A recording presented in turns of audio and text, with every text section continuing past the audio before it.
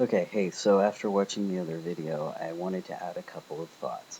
Um, Basically, before I had my hysterectomy, I thought to myself, okay, what am I going to do? I've got to tell work that I'm having this surgery. I've got to get a medical leave of absence.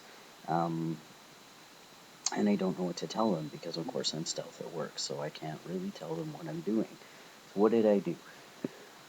Consulting a friend's parent who's a doctor, I was talking to my friend's mom, and we set out to come up with a good lie that trans guys could tell an employer um, why you need leave from work for 6 weeks. And when you, at least in my country, Canada, when you get a medical letter from your doctor to give to your employer saying that you need this time off work, it doesn't have to specify what the surgery is because that's of private nature, and that's covered by uh, my brain's not working. Basically, our Right to Privacy Act. That you don't have to disclose what kind of surgery you're having to your employer. But if they ask you for a letter, mine didn't, but I was prepared to go to my doctor and say that yes, I was having surgery without specifying what that was on such and such a date and needed 6 weeks off work. So what did we come up with? We came up with a hernia repair, an inguinal hernia. If you want to Google that, usually requires 6 weeks off work and heavy lifting, 4 to 6 weeks off work and heavy lifting, as well as it being in the same area of the body as a hysterectomy, same sort of surgical site. And also, I wanted a surgery that couldn't be construed as my fault in any way, such as I don't know what that would be, but a surgery that would be due to lifestyle issues like being overweight or I used to be a smoker or things like that. So I wanted a surgery that could get me 6 weeks off work, never be construed as my fault, and be in the right sort of area of the body. Because of course, although I didn't have to tell my employer, I work with a tight knit group of guys, and it would be pretty weird, actually impossible, for me, as probably many of you, to say to your employer, I'm having surgery, but I'm not going to tell you what it is. So that's ridiculous. So I had to tell him that I was having a hernia surgery, and that's how I pulled that one off. Another couple random thoughts. When I was having complications at home after hysterectomy, I, I had some post-operative bleeding start. Apparently, according to Google, that's normal for up to 6 weeks to bleed from down there after you've had a surgery. But sometimes it was kind of copious, and I was really scared that I had moved around and hurt myself in a certain way and needed to. Anyway, long story short, it all worked out fine. But at some point along the way, I called the nurses line. The nurses line is sort of an organization or something in my province where you can call this number 811 and talk to a registered nurse for free. So you can call and talk about health problems to registered nurses and get some medical advice on the phone. Um, Sometimes it's generally useless. They just always tell you, go to your doctor, go to a hospital. But sometimes they can tell you how serious what's happening to you might be based on the 10 million questions they ask you. So I called, and of course, the first thing they ask you is, what's the nature of your problem? Well, it just, to me in my head, it was so funny to call and be like, yeah, so I've started having all this post-operative bleeding. I had a hysterectomy last week.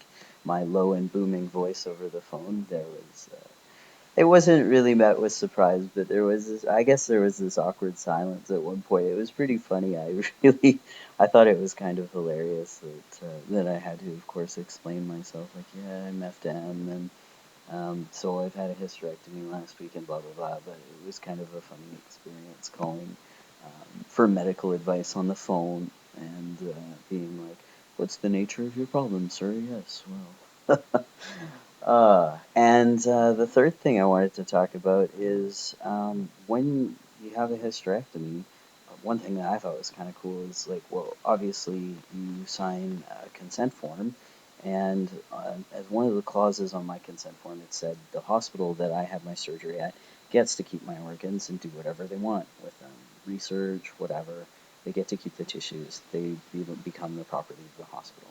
Anyway, uh, what they do is they cross-section the organs, your ovaries, tubes, uterus, endometrial tissues, cervix, and send it to a laboratory for analysis.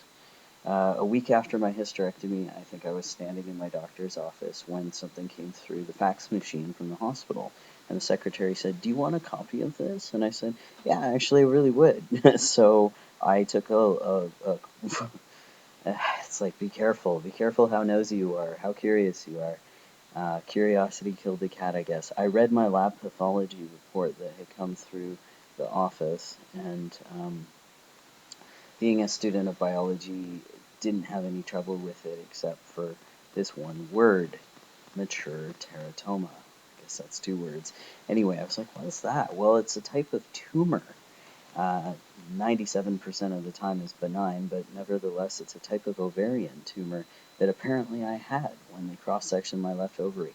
And I thought, this is really, really, really surreal, kind of creepy. It gives me a funny feeling inside because it's like reading, you know what it's like? It's like reading a dissection report of your own body, or reading a dissection, it's like reading your own autopsy or a dissection of your own body. It's the creepiest feeling in the world. So, of course, I went and Googled, don't ever Google image mature teratoma. That's all I can say. Now, of course, y'all will. It's a type of tumor that can grow hair, human teeth. I'm not kidding. I wish I was.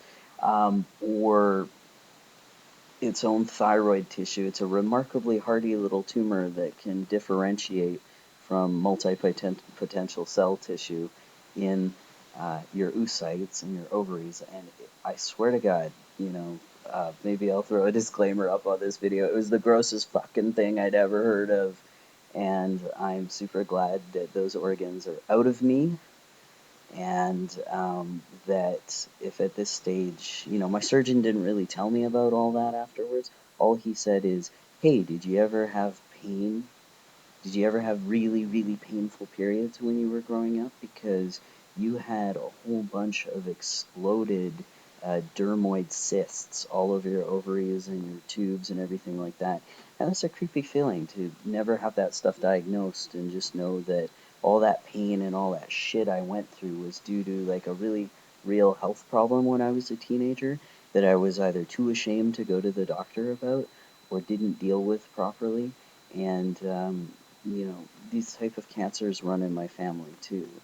And it's becoming a well-established fact that testosterone can cause reproductive cancers such as ovarian, endometrial, or cervical cancer in the long haul, like say 10, 20 years down the road on T. Um, so that's why I was so adamant in my other video that this shouldn't be an optional surgery. This really should be go get a hysterectomy within, well, the recommendations from the Mark Freeman Clinic in California, which, as far as the West Coast is concerned, is certainly a trans health authority, suggests that within the first 5 years, one should have a hysterectomy, the first 5 years on T. So, I'm glad it's done, and I'm glad I don't really have to worry about those kind of cancers anymore. But it was sort of ominous or foretelling that I already had all these problems or pathology, if you will, in those organs. So, long story short, really happy to have hysterectomy over and done with. Thanks for listening.